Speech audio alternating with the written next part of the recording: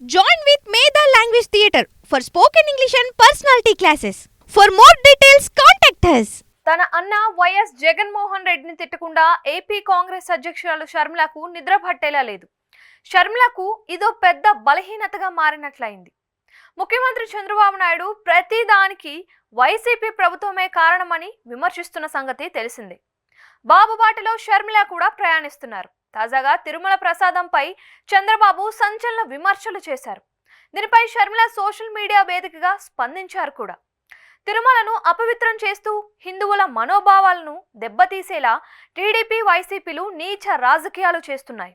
CM హోదాలో లడ్డూ ప్రసాదంలో నెయ్యికి బదులు జంతువుల నూనెలు వాడారు అంటూ చంద్రబాబు నాయుడు చేసిన వ్యాఖ్యలు తిరుమల పవిత్రతకు ప్రతిష్టకు భంగం కలిగించేలా ఉన్నాయి. కోట్లాది మంది హిందువుల ఆరాధ్య దైవం వెంకటేశ్వరుడికే మచ్చ తెచ్చేలా ఉన్నాయి.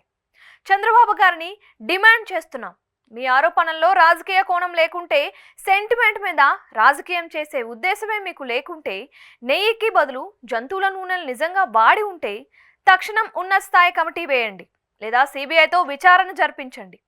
మహాపాపానికి ఘోర అపచారానికి పాల్పడిన నీచులెవరో తేల్చండి. మీ వ్యాఖ్యలపై కట్టుబడి ఉండాలని, నిజాలు నిగ్గు తేల్చాలని కాంగ్రెస్ పార్టీ డిమాండ్ చేస్తోంది. తిరుమల పవిత్రతను, హిందువుల మనోభావాల్ని దెబ్బతీసేలా చంద్రబాబు మాట్లాడితే వైసీపీని కూడా జత చేయడం ఎందుకు అనే ప్రశ్న అయితే ఎదురవుతోంది. తన అన్నపై షర్మిల ఎంత ఆగ్రహంగా ఉన్నారో తాజాగా ఆమె పోస్టే నిదర్శనం. సమయం సందర్భం లేకుండా విమర్శలు చేయడం వల్ల వ్యక్తిగత కక్ష ధోరణితో నడుచుకుంటున్నారు అనే చెడ్డ పేరు మూట కట్టుకుంటున్నారు. ఈ విషయం తెలిసి కూడా షర్మిల అదే పందాలో నడిస్తే కాంగ్రెస్ పార్టీకి మరింత నష్టం తీసుకొచ్చే ప్రమాదం అయితే ఉంది.